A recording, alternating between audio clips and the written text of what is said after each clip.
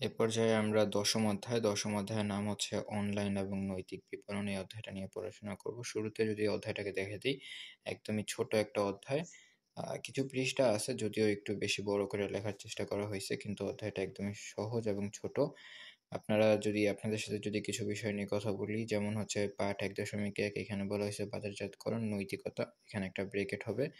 তো এখানে নৈতিকতা মানে হচ্ছে সৎকর্ম এবং হচ্ছে দায়িত্বশীল আচরণ, এগুলাই হচ্ছে নৈতিকতার অংশ। এবং এখানে বলা হয়েছে নৈতিকতার বিপণনের নীতি, অর্থাৎ এখানে সৎকর্মের মানে কার্যক্রমে সৎ হইতে হবে, ন্যায়সঙ্গত মানে যেটা একদম সঠিক, যেটা ন্যায় মানে সত্য, সেটার উপর থাকতে হবে। এখানে বলা হয়েছে দায়িত্বশীল আচরণ নিশ্চিত করা ইত্যাদি প্রতিষ্ঠানের নীতিমালা ও নির্দেশনা। এখানে বলা হয়েছে নৈতিক বিপণনের নীতিগুলো। এক হচ্ছে সততা ও স্বচ্ছতা, অনৈতিক উপায়ে পরিহার, গ্রাহক সুবিধা, সামাজিক ও পরিবেশগত দায়িত্ব, ন্যায় বিচার ও সমতা। এবং এইখানে 10.3 বলা হয়েছে ভার্চুয়াল মার্কেটে নৈতিকতার অনুশীলন। ঠিক আছে, ভার্চুয়াল মার্কেট তো আমরা জানি, যেটা অনলাইন মার্কেট, যেটার মাধ্যমে আমরা বাজারজাতকরণ করে থাকি অনলাইনের মাধ্যমে। এবং অনলাইন মাধ্যমে নৈতিকতা অনুশীলন বলতে বোঝায় অনলাইনে ব্যবসায়িক কার্যক্রমের পরিচালনা করার সময় সৎ এবং ন্যায়সঙ্গত এবং দায়িত্বশীল আচরণ করার আচরণ বজায় রাখা ইত্যাদি। আচ্ছা, সবার প্রথমে হচ্ছে সৎ থাকতে হবে, তারপর হচ্ছে ন্যায়সঙ্গত থাকতে হবে, এবং আরেকটা হচ্ছে দায়িত্বশীল আচরণ। এই জিনিসগুলো থাকলেই হয়ে যাবে। ওকে, পরবর্তীতে বলা হয়েছে ভার্চুয়াল মার্কেটে নৈতিকতা অনুশীলন করার কিছু মূল দিক হলো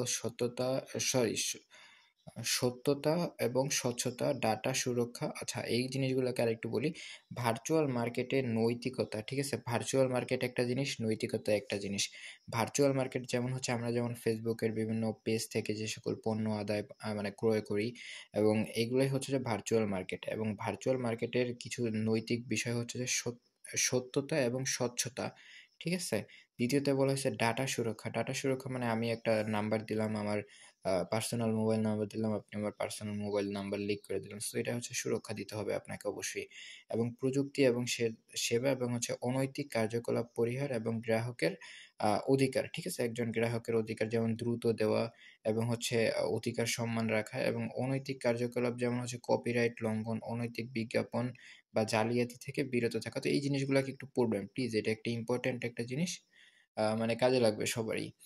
এবং এখানে 10.4 বলা হয়েছে সোশ্যাল মিডিয়ার নৈতিকতা অনুশীলন তাৎপর্য। সোশ্যাল মিডিয়া তো যেগুলোতে আমরা জানি, ফেসবুক যেমন হচ্ছে যে একটা সোশ্যাল মিডিয়া, যেমন ইউটিউব একটা ভিডিও প্ল্যাটফর্ম মিডিয়া, তো এটাও একটা সোশ্যাল মিডিয়া। তো টিকটক, ইনস্টাগ্রাম, এগুলো প্রত্যেকটা জিনিস একটা সোশ্যাল মিডিয়া। তো সোশ্যাল মিডিয়া প্ল্যাটফর্মে সৎ থাকতে হবে আপনাকে, দায়িত্বশীল এবং সম্মানজনক আচরণ বজায় রাখি। মানুষ তো একদম কমেন্টে গালি দিয়ে, মানে আমি তো দেখি বিভিন্ন আসলে কিছু কিছু ক্ষেত্রে মানুষের গালি দেওয়াটাই এক প্রকার দায়িত্বশীলতার আচরণ। যাই হোক, এটা নিয়ে আর নাক বলি। এরপরে হচ্ছে আমরা সোশ্যাল মিডিয়ার নৈতিকতা অনুশীলনের তাৎপর্যগুলো হলো, একটা হচ্ছে বিশ্বাসযোগ্যতা বৃদ্ধি, গ্রাহক আস্থা, বিপণনের প্রভাব নিয়ন্ত্রণ ও প্রতিকার, অনলাইন ও নৈতিক দায়িত্ব।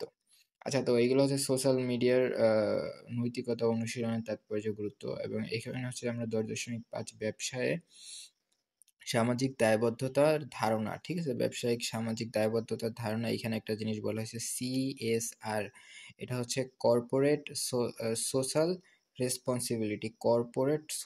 রেসপন্সিবিলিটি। যাই হোক, আবার এখানে যদি আমরা উদাহরণস্বরূপ যদি দেখি, এখানে বলা হয়েছে সামাজিক উন্নয়ন, পরিবেশগত উন্নয়ন, নৈতিকতা, নৈতিক ব্যবসা। এরপরে বলা হয়েছে কমিউনিটি সম্পর্ক।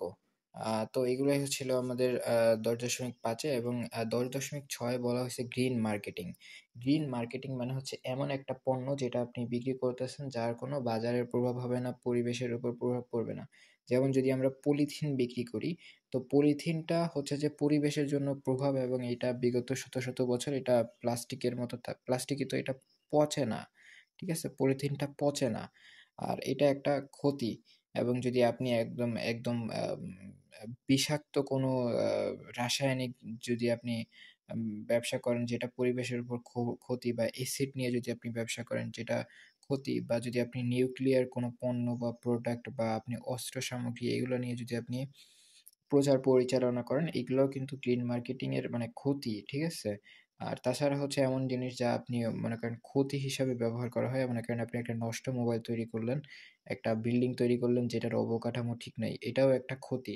আর গ্রিন মার্কেটিংটা হচ্ছে যে উম নিরাপদে একটা পণ্য, আপনি একটা বিল্ডিং তৈরি করলেন যেটার স্ট্রাকচারটা একদম সঠিক, যেখানে সঠিকভাবে বিল্ডিং তৈরি করা হয়েছে, এটাও একটা আপনার ব্যবসা-বাণিজ্যের একটা অংশ। আর গ্রিন মার্কেটিংটাতে যেমন আমরা প্লাস্টিকের আ পলিথিনের বিপরীতে যেমন কাপড়ের থলি ব্যাগ যেগুলা বলা হয় বা হচ্ছে জালি ব্যাগ যেগুলাকে বলা হয়, যেখানে পানি সরবরাহ করতে পারে। তো এটা একটা গ্রিন মার্কেটিং। তো এখানে দেখেন গ্রিন মার্কেটিং এর প্যাকেটিং বায়ো আ বায়োডিগ্রেডেবল পণ্য, তারপর হচ্ছে এনার্জি সেভিং ডিভাইস এবং হচ্ছে অর্গানিক খাদ্য।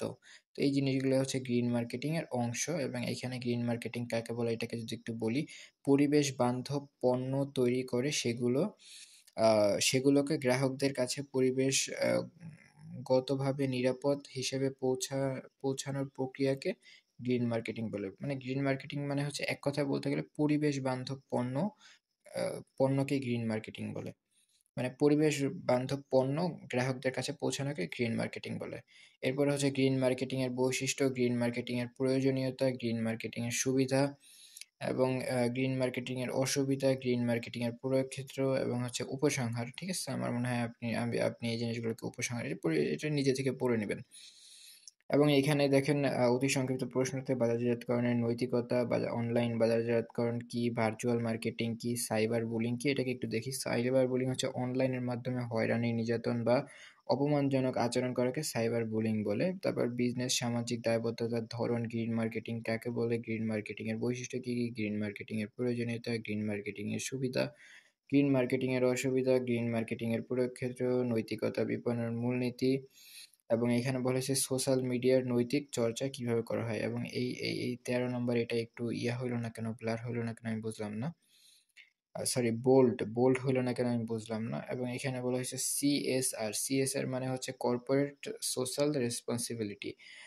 তো এটা একটা গুরুত্বপূর্ণ জিনিস, আপনারা একটু দেখে নিবেন এবং এখানে আমাদেরকে অতি মানে সংক্ষিপ্ত প্রশ্নোত্তর, বাজারজাতকরণের নৈতিকতা, নৈতিক বিপণন নীতিগুলো কি, কি? ভার্চুয়াল মার্কেটিং কি, কি? সোশ্যাল মিডিয়ার নৈতিক চর্চা কিভাবে হয়? সিএসআর এর মূলনীতি কি, কি? গ্রিন মার্কেটিং কি উপায়ে পরিবেশ রক্ষা করে? গ্রিন মার্কেটিং কিভাবে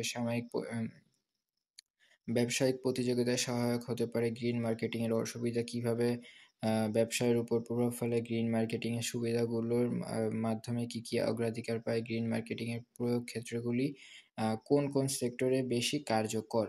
এবং এখানে আমাদেরকে রচনামূলক প্রশ্নোত্তর, বাজারজাতকরণের নৈতিকতা কি, কি? এর গুরুত্ব কিভাবে কাজ করে এবং এর কি, কি পরিবেশের উপর প্রভাব ফেলে? ভার্চুয়াল মার্কেটিং প্ল্যাটফর্মের নৈতিকতা অনুশীলনের বিভিন্ন দিক আলোচনা করো।